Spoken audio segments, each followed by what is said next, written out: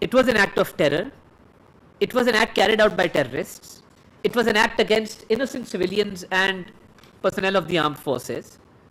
Then why was there hesitation on part of our eastern neighbor to issue a simple statement of condemnation condemning that episode? And why is it that whenever we face terrorism and we counter terrorists and blood is spilt of our innocent civilians and officers and personnel of the armed forces, why is it that the eastern neighbor always celebrates these events? Is there a reason behind that? Yes, there is a reason behind that. And the reason is that India is involved in state-sponsored terrorism. Had we not apprehended Kulbhushan Yadav, who was a commissioned officer of the Indian Navy and was involved in espionage in Pakistan and was found to have been involved in terrorist activities and harboring and supporting terrorists and acts of terror, had we not apprehended Kulbhushan Yadav, had we not obtained incriminating and irrefutable evidence against him, I would not have been making this argument today. And why is it that the terrorists which receive funding and arms and ammunition from our eastern border, that is why when terrorist attacks take place, when acts of terror take place, like the Jafar Express episode, that is why the eastern neighbor does not condemn such acts and does not even have the courtesy to express concern over these incidents. And I would further substantiate my argument through the assassinations of Sikh leaders across the world in Canada and US. Transnational assassinations are taking place through the Indian-sponsored state terrorism. A state which persecutes and is involved in killing of members of the minorities across the globe, and other states have given evidence with regard to these incidents. So we will continue to fight the war against terrorism. We will continue to protect the world, the citizens of the world.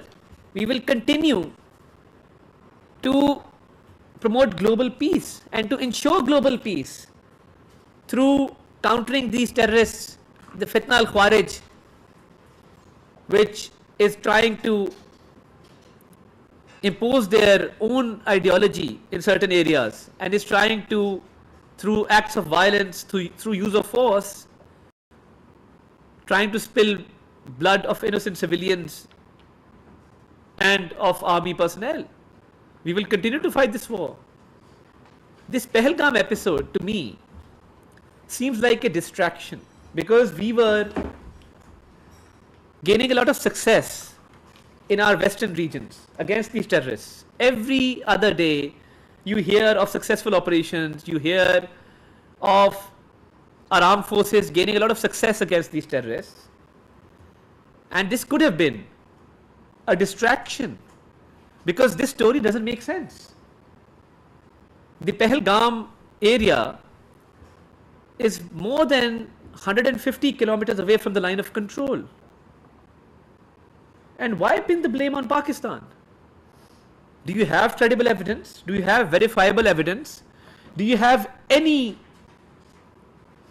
argument which is substantiated by evidence or by proof? And why is it that the first information report, which is a prerequisite for any criminal investigation, it was registered in the Pahalgam police station just 10 minutes after the incident? Is it possible for any investigating agency to register a first information report, an FIR, 10 minutes after an incident has taken place? Because for an FIR to be lodged, there has to be visit of the area, evidence needs to be collected, there has to be a complete scanning of the area, forensics take place, And there is usually a time lag between the occurrence and the registration of an FIR.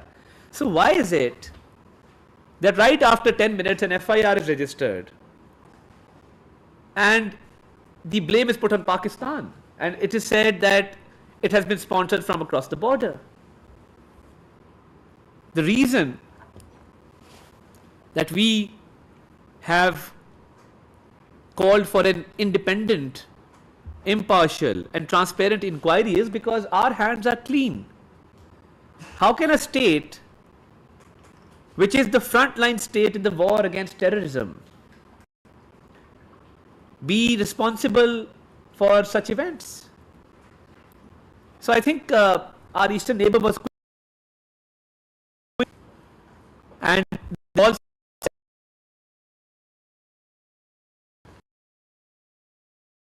somehow they had preconceived notions about this incident, and maybe the purpose was to pin the blame on Pakistan. And Pakistan being a responsible state, Pakistan being a peaceful state, Pakistan being desirous of world peace, we've had very good relations with all other neighbors. We have very good alliances globally. We're a responsible member of the UN Security Council. And let me also reiterate that Pakistan has got majority of votes when it got elected as a non-permanent member of the UN Security Council. We received an overwhelming majority of votes to be elected to that position. And why is it that the Indian state-sponsored terrorism, we have credible evidence of India's involvement in Balochistan, in Khyber Pakhtunkhwa, in harboring, funding these terrorists, in supporting these terrorists, and their extremist ideology through which they are encouraging their people to attack our foreign missions. A very unfortunate incident took place in London. Our High Commission was attacked twice. Stones were pelted.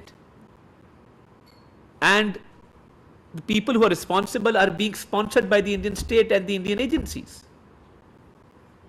And it's very easy to counter a handful of people. But we are peaceful people.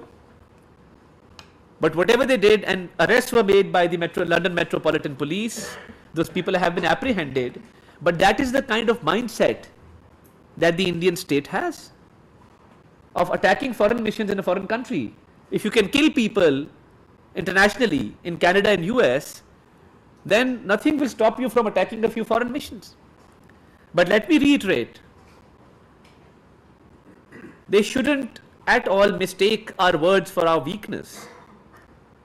Pakistan has always defended itself. Pakistan will always defend itself. Pakistan has the capacity to respond effectively, like we did in the aftermath of the Pulwama incident, in the aftermath of the Pahalgam. And we are good hosts, so we also served a very fantastic cup of tea on the way out. So my point is that Pakistan has the capacity and the capability of defending itself very well. And we've been tested in the past, and let me tell you, ladies and gentlemen, we've passed with flying colors. And our enemy has always regretted taking the steps that it did take in the past. So we are capable, we are ready to counter any misadventure with full force and might. But why is it that India sponsors terrorism and then plays a victim of terrorism? How is it possible? Have we not laid down 90,000 lives in this war on terror? Are we still not giving sacrifices every single day? Is the state of Pakistan not going out of its way to eradicate terrorism, not only in Pakistan, but for the sake of world peace? Yes, we are. Then how come an incident take place after which a few videos were shared? Now my question is, there are voices of dissent within India. People are asking questions from the Modi government that how come these dead bodies were not picked up on time, and how come people were led to bleed to death on the spot. I was seeing an interview of one of the sisters of one of the victims, and she said that my brother was not given first aid after the incident. And why is it that a photo shoot takes place and nobody is actually coming to the aid of that man to check his vital signs if he's still alive? And then how come a video of a couple was shared which was attributed to the naval officer who's been killed in this incident, and then that couple actually came on the media and said, this is us, this is not that couple which has suffered in this incident. So why is there a need to use all these measures? So anyone with some intellect can actually see that all these fake videos which are being flooded on social media, all this narrative that is being built, it is being built on very false premise. And the actual target to divert Pakistan's attention from the western region. And I think, like in the aftermath of Pulwama, they took away Kashmir's special status. Now people in Kashmir have been settled there since times immemorial.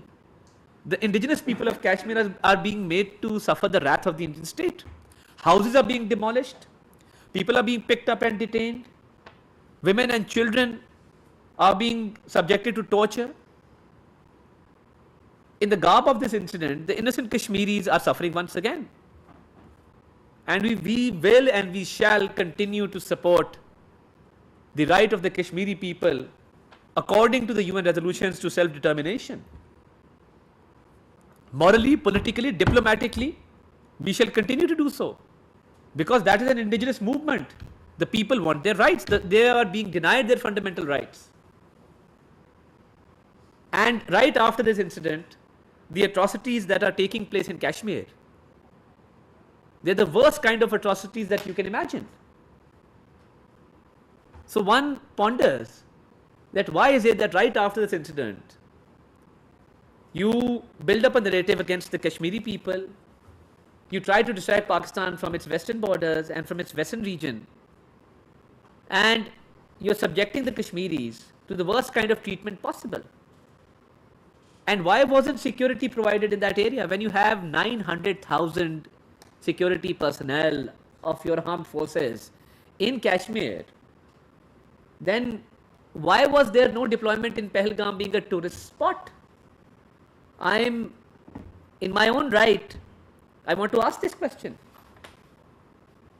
You can deploy 900,000 security personnel in Kashmir to subjugate the Kashmiri people, but you can't provide security for your own people in that region. And without proof, you pin the blame on Pakistan. Why shouldn't the blame be pinned on you, is my question. It seems to me that this whole episode was done for one of the most valuable resources these days, and that is water. Climate change has affected the world. And let me tell you, sitting in Pakistan, we contribute less than 1% of carbon emissions globally. And when it comes to suffering the consequences of climate change, we are one of the worst affected countries in the world. We've seen floods in the recent past, 2 years back. I personally seen the flood of 2010, which wreaked havoc. Billions of dollars of loss occurred. Thousands of lives were lost, livelihood, houses. So, water is an issue, climate change is an issue. And to say that we will suspend the Indus Water Treaty seems to me as an immature and a very childish step. Because I, being a student of law, I've studied some public international law. And I've also studied the law of treaties. What does the law of treaties tell you? What does the law, public international law, tell you? That when there are two parties in a treaty and they agree with mutual consent and they come to common terms and they sign a certain treaty, then that treaty cannot be revoked, suspended, or terminated unilaterally. It has to be done with mutual consent. And I was just reading an article by an Indian journalist. I would not like to name him because he's obsessed with Pakistan, tweets 20 times a day, and he has actually criticized his own government and said that the Modi government could not have done this. And Pakistan is an agrarian economy. You very well know that. Agriculture is the backbone of our economy, our exports. And I think this has been done to affect Pakistan's economy and the livelihood of its people, because majority of our people reside in the rural areas, and their livelihood is dependent upon their crop, upon their livestock. This is very unfortunate that you would attempt to suspend a treaty, the right of which you don't have. You don't have the right to suspend that treaty. This was something which has been done prematurely, without consulting legal experts, without actually reading the treaty, which actually has a clause which says that this cannot be done unilaterally. So if you want to usurp Pakistan's water, you don't have that right legally. You don't have that right as per the international best practices, the international law, the law of treaties. You can't do that. This has been seen as an act of usurpation. This has been seen as an unfair and unjust measure. And when the National Security Committee met, and the Prime Minister also made it very clear that any attempt to divert or stop Pakistan's water will be responded to with full force and full might. And the National Security Committee has already said that this will be an act of war. So I think in this whole episode, where Pakistan has acted very responsibly as a member state of the United Nations, as a state which believes in peace, as a state which is the frontline state against the war on terror, and to take a step like this against Pakistan to stop its water, which cannot be done at all, it cannot be done legally, it cannot be done practically, then Pakistan has the right to respond.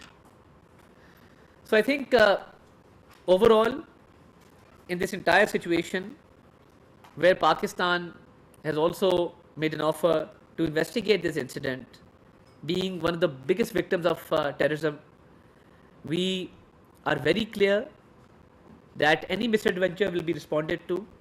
We are very clear that our valuable natural resource being water, any attempt to divert or to stop that water will be responded to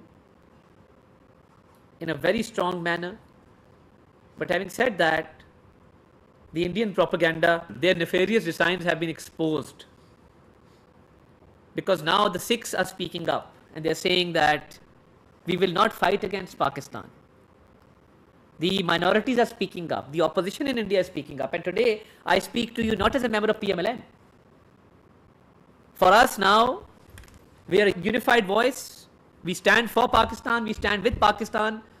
We will not speak as PMLN, PTI, we will not speak as People's Party, we will not speak as JUI, ANP, MQM. We will speak as Pakistanis.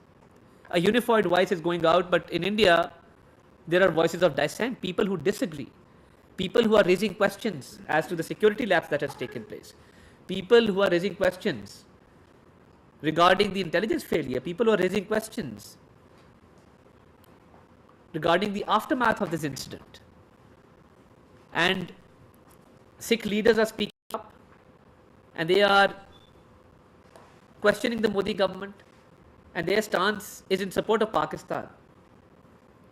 And I don't understand that in this situation, people who are obtaining medical treatment are being ousted. Is there no humanity in you? In worst of the worst situations, certain exemptions are granted to certain people. And I was just looking at an interview of a man whose young daughter is receiving treatment in India, and they've been ousted from the hospital. So India has always violated human rights. They've always supported acts of terrorism, and they continue to do so. And I think and they are also now, the Pakistani prisoners that are in India, some poor fishermen who cross the international waters, some poor shepherds who inadvertently cross the line of control of the borders. Extrajudicial killings are taking place. They're being taken out of prisons and they're being killed. This is the kind of brutality that they're resorting to. And they have no respect for human rights. They have no respect for fundamental rights of any human. And their war hysteria can be seen on their state-sponsored media. But let me make it very clear that Pakistan is prepared to deal with any misadventure in a very befitting manner, as we have done in the past. Sir, I have a question. We have observed that in past several Pakistan has carried out intensive diplomacy with neighboring countries, such as we know that the Burmese has held a phone call with Saudi Arabia, Iran, and today is the Chinese foreign minister. Yes. So how do you evaluate the outcome of these diplomatic efforts? This is my first question. Thank you very much. We've had a couple of diplomatic conversations. The DPM and the foreign minister obviously spoke to the Chinese foreign minister today. I had a very good dialogue with the Chinese foreign minister. You see, I think we as a nation have very good friendly relations with all the countries that we're in contact with, and we'll see how the situation unfolds. But we are briefing our foreign friends as well as to the situation and how India was quick to pin the blame on Pakistan without any credible evidence. And we are extremely thankful to our friends who are reaching out to us. And India will need to do a lot of effort to actually prove their case. They've just, made an accusation, but they have nothing to back their accusation. These diplomatic talks are going on. Yesterday, the president of Iran had a conversation with our prime minister. So I think these conversations go on, but in these circumstances, the frequency has increased. So we are engaged with our foreign friends, and we are having talks with them on different issues, including this issue. This is one of the issues that is also being discussed. Regarding what you mentioned in India's accusation, I have another second question. It is observed that the situation on 2021, when Pakistan suffered a terrorism attack in Indus, Pakistan government and officials accused the Indians raw and analysis wing, which is its intelligence agency, for planning and executive of the attack, with showing a lot of evidence after over 1 month's investigation. Well, this time we have seen that the Indian authorities carried out measures against Pakistan just 1 day. Indian authorities carried out the measures against the incident of at least 25 people who were killed in Pahalgam in India controlled Kashmir. So how do you see the difference of these two aftermaths of the above two attacks? I think that's a very important question. As I mentioned, that the presence of Kulbhushan Yadav, a commissioned naval officer of the Indian Navy, in Pakistani custody is a big testament to what we are saying, that India does state-sponsor terrorism in Pakistan. And numerous incidents have taken place, including the one that you mentioned in Bisham. And we have, regarding many incidents, we have credible evidence of many incidents. And I'm saying many, I'm not naming any incident, I'm saying we have evidence in many incidents of Indian involvement. And we have incriminating, irrefutable, undeniable evidence of Indian involvement. I will keep a separate session on this day after tomorrow. I will request you again in a day's time. I'm just collating that data.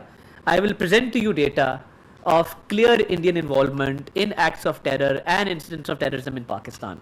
So yes, many incidents, more often than not, that take place. There is Indian involvement. We have evidence regarding that. And obviously, we are dealing with this menace of terrorism. But this whole false flag operation, as it seems to be, India was very quick to pin the blame without any evidence. That's the difference between us and them. That they registered an FIR after 10 minutes. But we caught their naval officer, we apprehended him, we put him behind bars, we did an investigation, and we like to complete our paperwork. India legally seems to be a novice to me, because steps like suspending the IWT without going into any legal debate, it seems that they don't complete their legal documentation and they just go into media frenzy or war hysteria without completing legal formalities or looking at the legal obligations that they have to comply with. Minister, thank you for the briefing. Can you hear me? Yes, loud and clear. Okay.